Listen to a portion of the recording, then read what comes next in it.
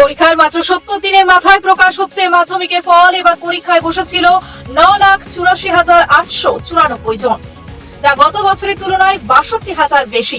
রাজ্যের 2,683টি কেন্দ্রে শান্তিপূর্ণভাবে পরীক্ষা হয়। দ্রুত ফল প্রকাশে খুশি ছাত্রছাত্রী ও অভিভাবকেরা।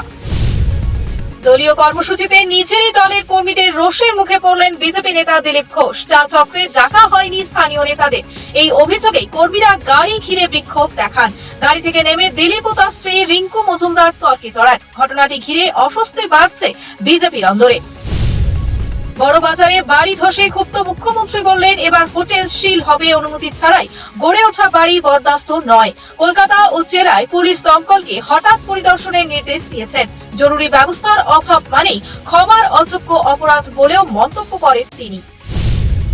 বলিউড তারকাদের উপস্থিতিতে মুম্বাইয়ে ওয়েব সম্মেলনের সূচনা করলেন প্রধানমন্ত্রী মোদী। বলেন, ডিজিটাল কন্টেন্ট এখন শুধু বিনোদন নয়, অর্থনীতির বড় অংশ। সম্মেলনে কন্টেন্ট ক্রিয়েটরদের সম্মান জানানো হয়। মোদী জানান, ভবিষ্যতে ওয়েবস অ্যাওয়ার্ড চালু হবে।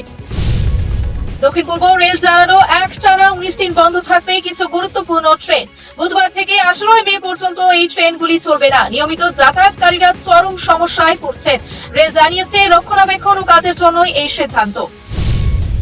কেন্দ্র জানালো, পরবর্তী জনশুমারিতে জাতিভিত্তিক তথ্য সংগ্রহ করা হবে। মন্ত্রী অশ্বিনী বৈষ্ণব বলেন, 2021 সালের গণনা হয়নি, তাই এবার আর দেরি করা যাবে না। এই সিদ্ধান্ত সমাজ, রাজনীতি ও প্রশাসনে বড় পরিবর্তন আনতে পারে বলেই ধারণা।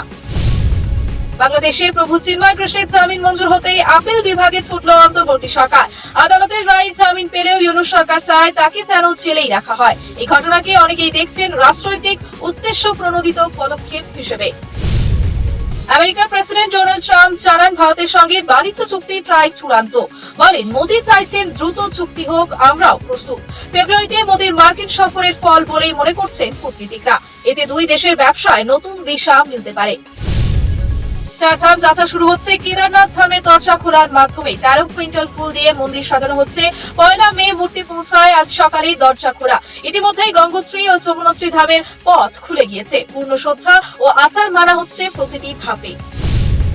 বাংলাদেশ সীমান্তে আইএসআই এবং পাক সেনার তৎপরতা বাড়ছে, বলছে ভারতীয় গোয়েন্দা সূত্র। মোহাম্মদ ইউনূস সরকারের সঙ্গে পাকিস্তানের ঘনিষ্ঠতা লক্ষ্য করা যাচ্ছে, তাই ভারত মায়ানমার সীমান্ত সহ নানা অঞ্চলে নজরদারি বাড়িয়েছে। অনুপ্রবেশ রুখতে চলছে কড়া নজর।